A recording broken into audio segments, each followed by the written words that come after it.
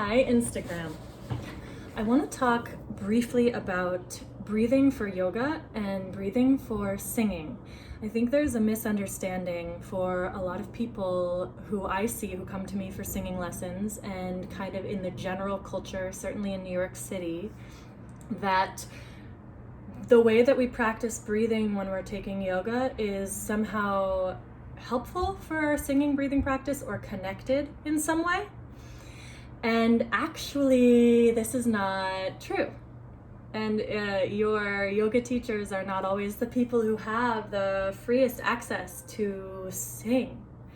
There are a number of reasons for this, but something I want to bring to your attention today is that the goal for breathing in yoga class is to calm your nervous system.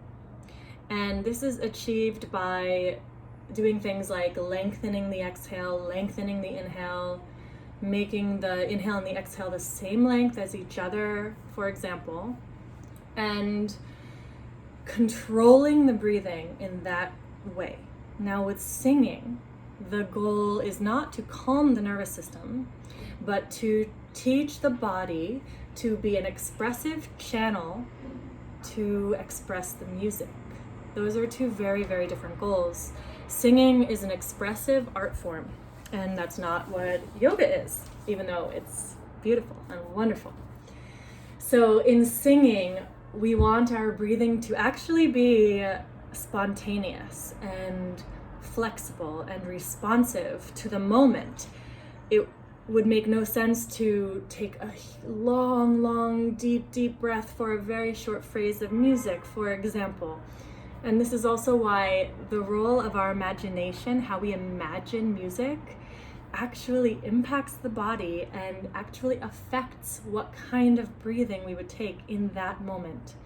In singing, we want to be able to breathe in many positions for different genres of music, if we sing those, or for different lengths of phrases. And ultimately, we want to be able to express our vulnerability. So having a practice that calms the nervous system is critical for life and also for singing. And in fact, one of the things we want to do as singers is work from a place where our nervous system can be soft, safe, and calm.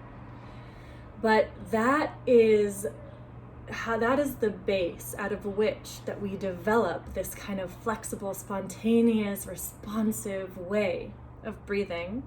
And that is going to serve us as expressive artists.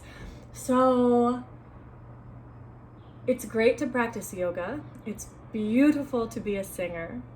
And I feel strongly that it's important not to confuse those two practices, which I've seen unfortunately happen in many cases in my studio.